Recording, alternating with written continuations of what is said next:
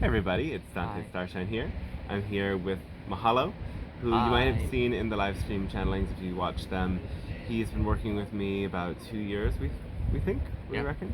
Yep. Um, and I, we wanted to create a video that kind of gives people a deeper insight about what it's like to take these channel teachings to a deeper level, to really Yeah. integrate them. Mm. As we've been working together, I don't know, maybe like 12 sessions, is what I'm approximating. Not sure if it's even that Um, many. I yeah, I mean, don't know, but possibly. you've been to many Maybe live 10. streams, and Yeah. I think it's Oh, yeah, the at least book. 12 or 15, The and the book. book, and yeah, Yeah. so many of these different group sessions he's participated in Yeah, and got a yeah. lot of insight, Public sessions, yeah. and has been applying it. So there's some people that come to channeling and aren't really. They just want, tell me about my future.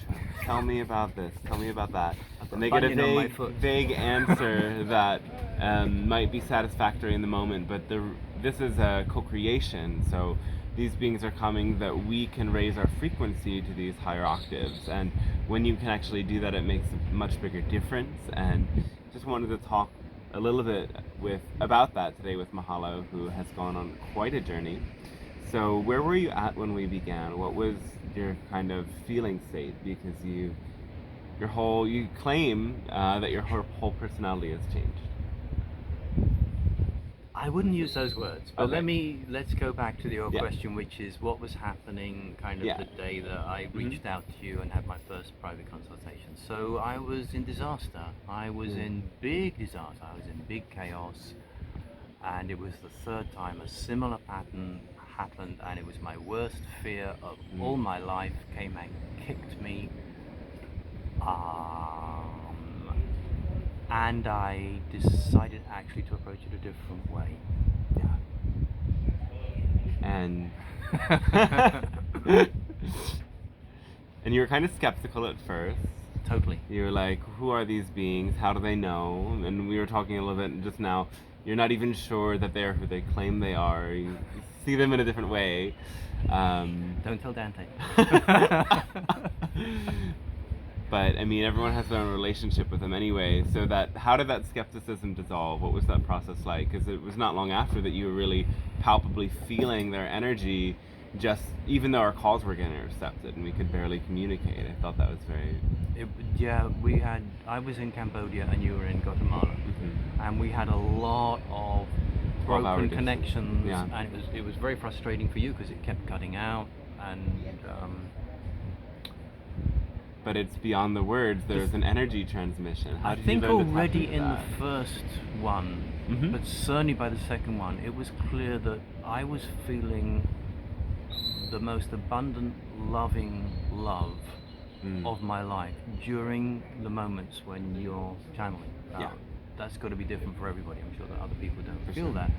But it was true for me that I could hardly speak, and I would just giggle instead of, I'd have some questions and I would just sit and giggle. And they would be disconnected, and then after a few minutes, poor Dandy was getting really frustrated, like, and connect back, and I'm going, I was like high. I was like high because it often happens when you channel that I feel, I like in my spine, especially my spine, is like being hugged, it's like a loving energy. So something very real, and I think it was there in the first section as well. But yeah, so I mean that is real. Yeah. I mean, yeah. And I remember you said at one point that you didn't feel you could trust your passion before. It was kind of counter to the experience when you first heard that word. Like, what was that like for you? What was that moment of like hearing this message? It's all about following your passion. And I still am nervous about this phrase, follow your passion. I just anyway. So I might choose a different one. But yeah, what happened was, before I contacted you, I had sent a clever email question. You said, oh, that's beautiful, and you asked it in a public session. I submitted it, and my question was, clever, if you were in our human shoes, what question would you think is the most important question to ask? And the answer was a general public information that hit me like a bell.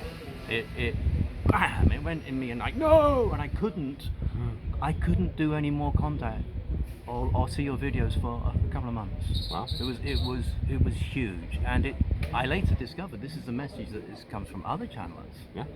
And that message is follow your passion, do what most excites you. And the problem is, I grew up with parents who did not say that. Secondly, as a child, I naturally followed my passion, and again, boy, was I beaten up. I mean, as a young adult, I had passion, and I did it. And the world was brutal. Over and over, I did exactly the steps that I now do. I'm not sure if it's a softer way, but I do now choose my passion. Insistence, maybe. My interpretation of the world was different. The energy just had changed in the world. I think that at that time the world was geared up, and there was a climate where following your passion really got punished. I really got punished. I really got drastically punished because I knew that's what I wanted to do. So when I got follow your passion, it's like, no, I've tried that. Honestly, that doesn't fucking work. And it was months before I came back with a second question and all that. It was boom! It was like a bell. Because I knew it was right. Yeah.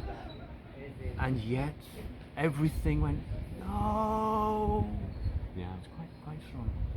So there's a lot of collective belief systems, and it's something the council talks about a lot, that we learn these ways to kind of just be cogs in the machine of society, where our passion isn't the most valuable thing. What's most valuable to the powers that shouldn't be is that we submit ourselves and we're subservient, and that we just follow orders, basically.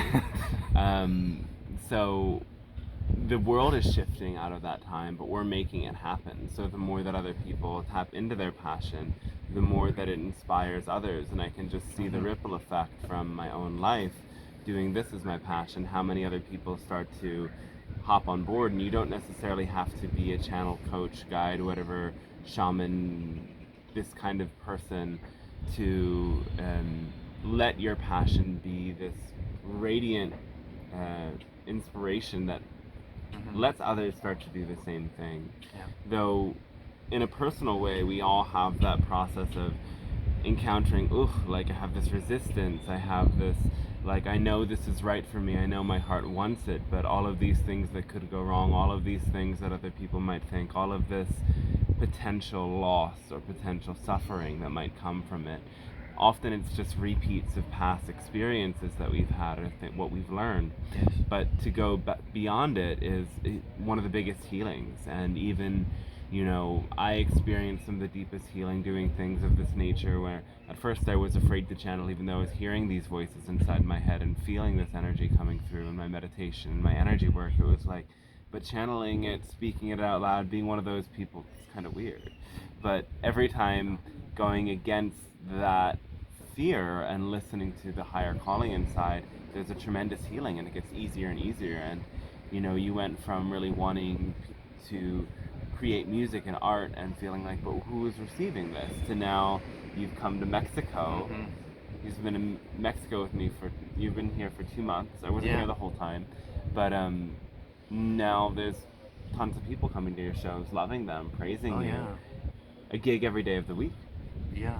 What has that journey been like? How have you gone from that resistant place into this open flow where everything is just... Okay, so I was unexpectedly, I flew to Mexico. It was like I was in a situation that just was really uncomfortable, and situations changed very quickly, and I realized that I needed to go somewhere else, and I could get a ticket. I'd be in Mexico like the next couple of days. I just saw the sunset. It's very sudden. And then saw the sunrise in Mexico. So yeah, it was very sudden, and it was at that time just for a couple of weeks, but possibly longer. So bring me back to the question again. The question was, was it like to go from feeling so resistant to your passion, or that no one's there to receive it, to just now you're having several gigs a gig every day of the week, tons of people coming, praising you, 70 people on the dance floor going wild. Yeah, it's huge. It's huge. It changes life.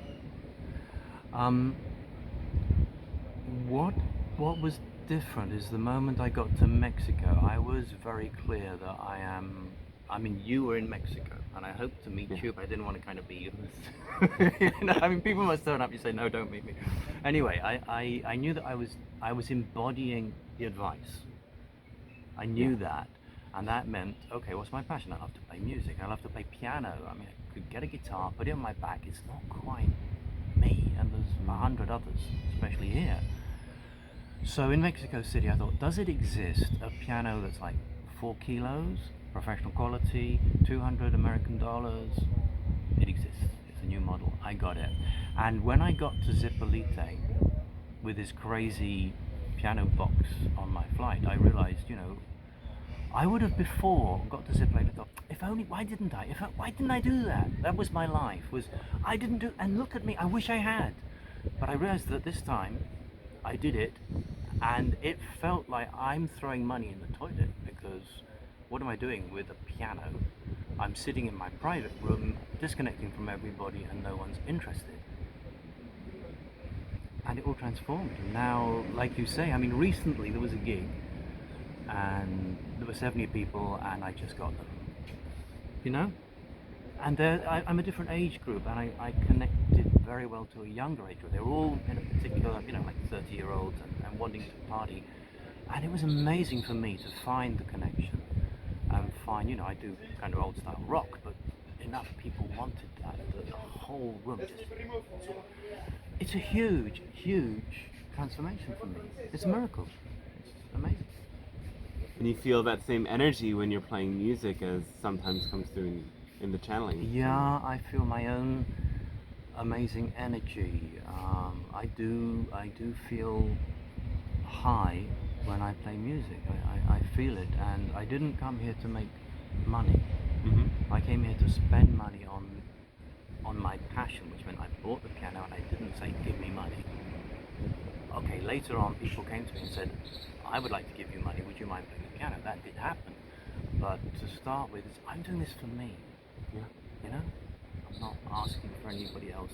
I'm doing this because I want to do it.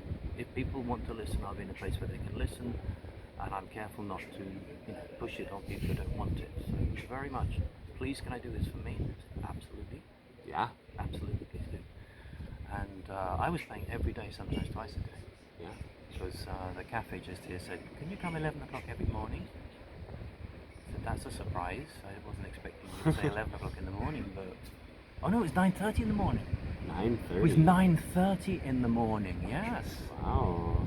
And I said, if that's what suits you, I really would like to come and just work on my technique, get my voice back, find out what song works, what key I have to do this, and because I had 2 years without gigs because of lockdowns and things, so I hadn't played for a while. Magical. It was magical, step by step, and then I got a following. People started to come. Yeah. And then the thing happened where it closes down, and I have to change route. You're following your passion, and then it's not working. And I had to rethink it and have a new level. Yeah. It came halfway through. I had to, nothing's working anymore, and I had to re-evaluate. Not be attached to the outcome, and take a totally different path. And that happens so often. It's like we think we're heading one way, and then it's all about adaptation. So,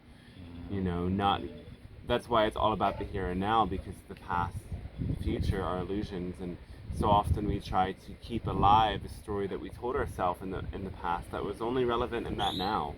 Here in the new now, when we adapt, it's like we can cultivate that same frequency of passion, but in a new way. So it is that journey, and one thing that part of this story that's super powerful and potent is I see a lot of people, especially now, that everyone is wanting to work for themselves and break out of these systems. The system itself doesn't work anymore. People are like, well, how can I do it? And sometimes people try to adjust their passion to something that can make them money. And that works for some people, but you can really tell that they're not happy and they don't have those real connections, or at least I can tell that about these people. It's like, there's the people that have like 3 side hustles and like everything, all of their identity is just kind of interlaced with the sense like, am I doing enough? Am I making it?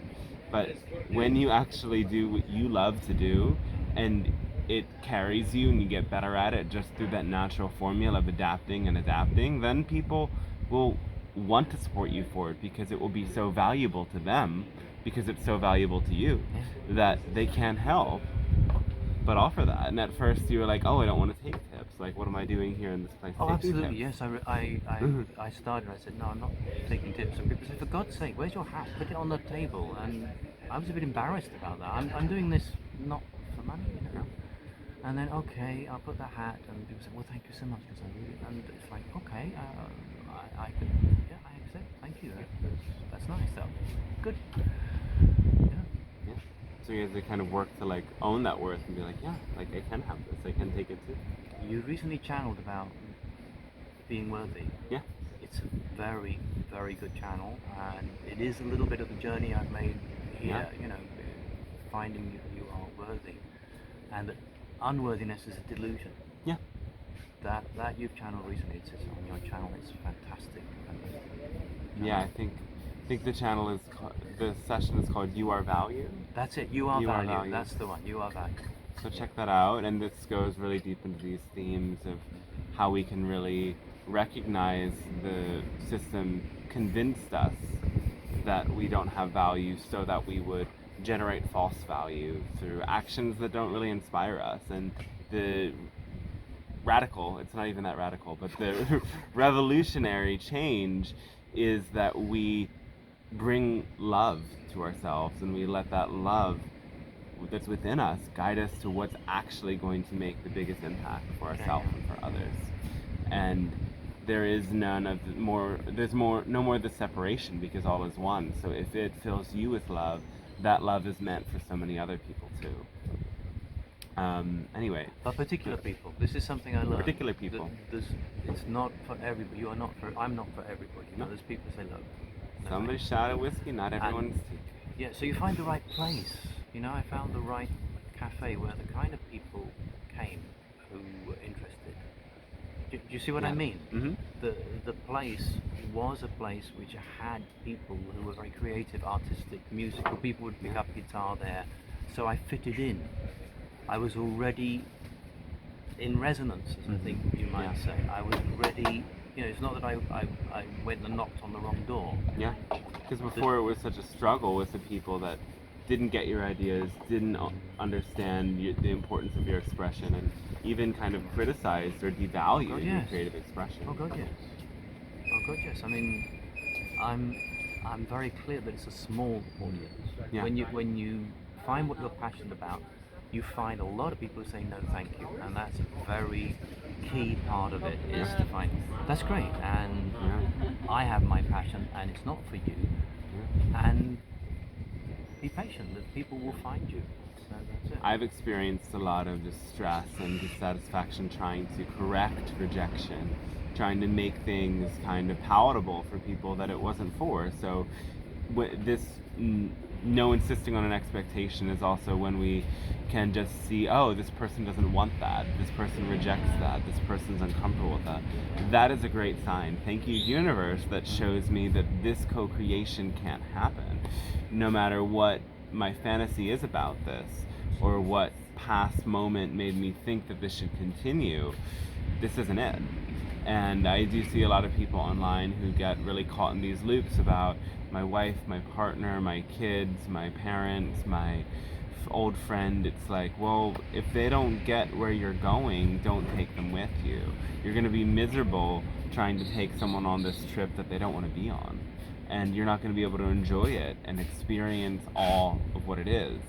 So it is both this return to oneness and this simultaneous great individuation that is this ascension path.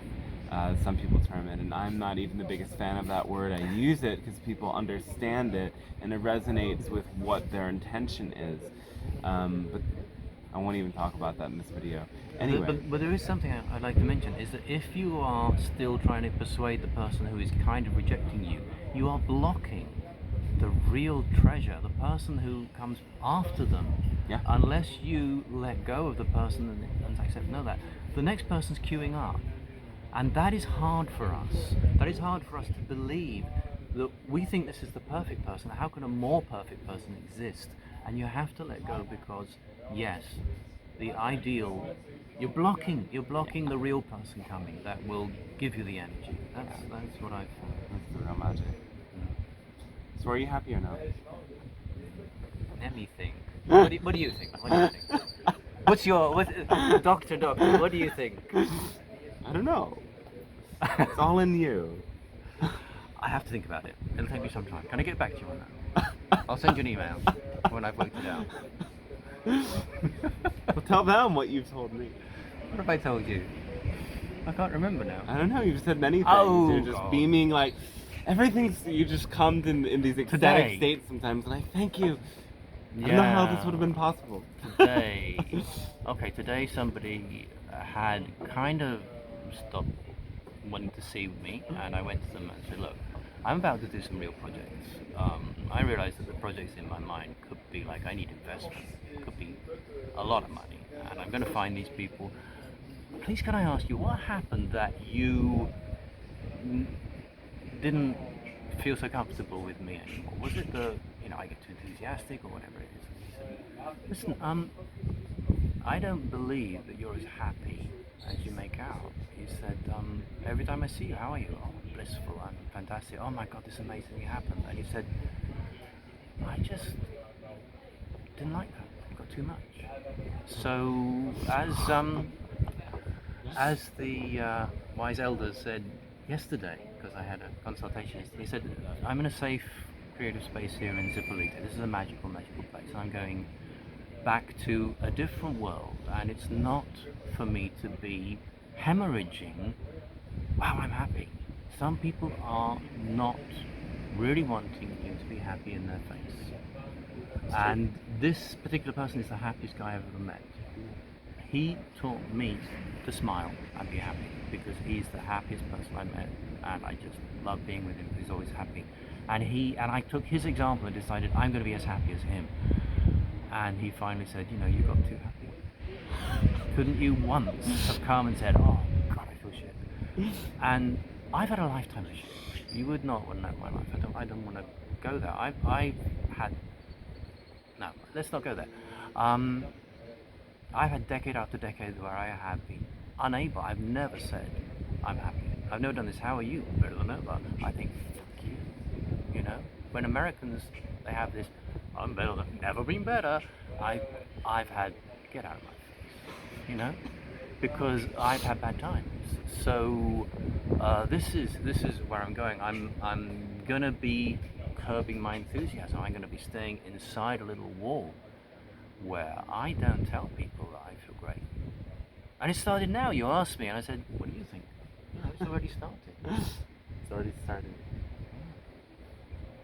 I think it's, I don't know.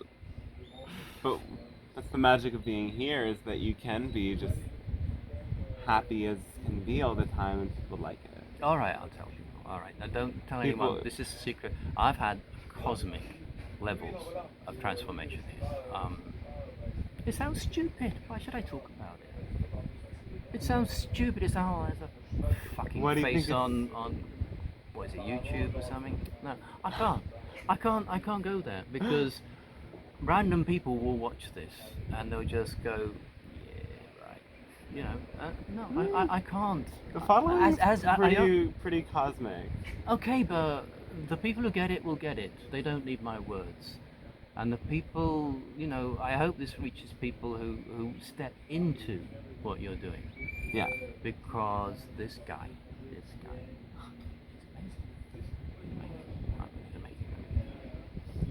It is true that some people can't handle the happiness all the time, but I mean, they're not really the people we need to hang out with. But I'm not happy all the time. Oh gosh, it's terrible. But it's a choice in a way. It's like, if I'm not happy, it's like I'm making choices that are not really in alignment with that well-being. And some people, I mean, I don't go as low as a lot of people do, but some people, they just get very comfortable in that. And even there's this healing grief ritual, or I don't know, trauma, all of shadow work, all of this is great, but there's people that go into those spaces and then they use that as an accentuation of the loop they've always been in. What is the loop? The loop is, I get attention for being horrible and being an emotional pile of garbage. So let me prove to the world how much I have to heal and get attention for that, or seek connection through that with other people who are just piles of garbage. That's your channeling. Your latest channeling is exactly that topic. What was it called, the last one? I don't know. Emotional something. Something Anyway, it's about really good. emotional harmony. Yeah, emotional harmony. It's about exactly what you're saying. So Check it out. It's a good one. So Good one. that's also the thing, is a light worker isn't a savior. We're going past that age and that way of seeing things. We're not there to crusade, to convert, to help people do something that they're not willing to do themselves. We're here to be examples, and we don't need to push our light at people who choose the darkness, because it's only going to be trying like filling up a black hole, which cannot be done.